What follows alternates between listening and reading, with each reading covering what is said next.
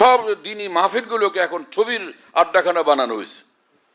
কেউ কোরআন শরীফ মাথায় নিয়ে কসম করে বলুক স্টেজের মধ্যে, আল্লাহর কসম কোরআন শরীফে হাদিস শরীফের আলোকে আমি বলছি এই ছবি জায়েজ, বলুক কেউ।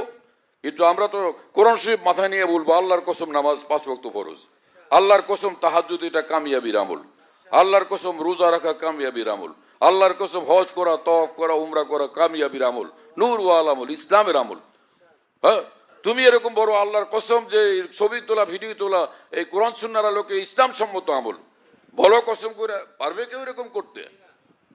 এরকম যদি না হয়, রাসূলুল্লাহ সাল্লাল্লাহু আলাইহি ওয়াসাল্লাম তো বলছেন যে দামা ইউরিবুক ইলা মা লা ইউরিবুক, যে খটকার রাস্তা তুমি পরিহার করো, যেটা একদম ইসলামের আমল ঠিকভাবে সঠিকভাবে সেটা ধরো, যেখানে খটকা সেটাকে পরিহার করে চলো।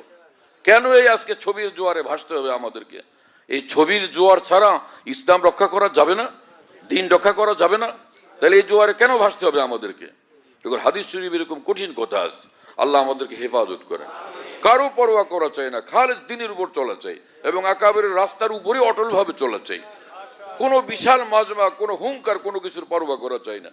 সবচেয়ে বড় শার্দুল সেই মানুষ যে হকের উপর অটল অবিচল থাকে।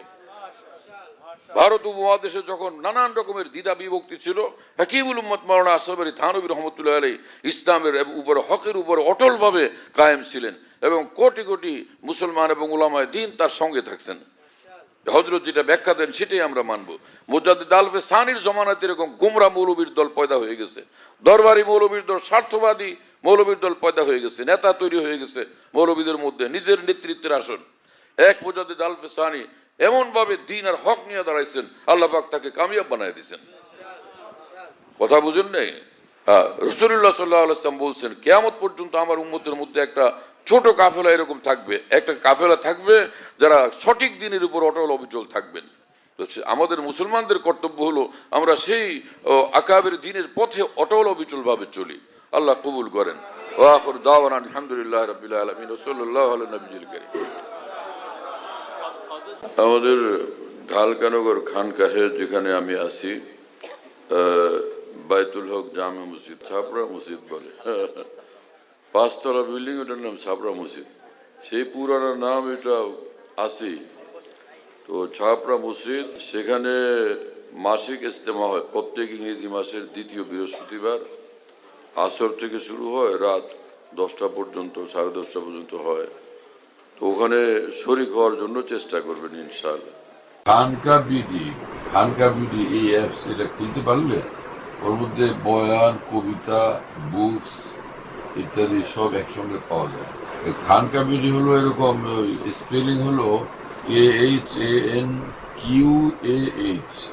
এর সঙ্গে লাগালাগি বিডি, খানকা বিডি। এই অ্যাপসটা খুললে ওর ভিতরে বয়ানগুলো পাওয়া যায়।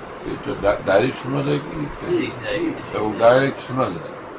হযরতুল্লাহ দামাত বারাকাতুহুর বয়ান যেখানে বয়ান করেন, সব বয়ান নেটের মাধ্যমে, টেলিগ্রামের মাধ্যমে পাওয়া যাচ্ছে। হযরতুল্লাহ দামাত বারাকাতুহু যখন বয়ান করেন, বয়ানটা আমরা দেশ বিদেশ থেকে, দুনিয়ার যে কোনো জায়গা থেকে আমরা পেতে পারি। এই জন্য মুফতি শহীদুল ইসলাম শাহ হুজুরের নম্বরে যোগাযোগ করবেন, 01715 80 18 69, 80 18 69, 01715 80 18 69। যাতে মনে থাকবে ইনশাল্লাহ সবার। 01715 80 18 69। বলো ভাই, 01715 80 18 69। অনেক সোজা তো ভাই, মাশাআল্লাহ, অনেক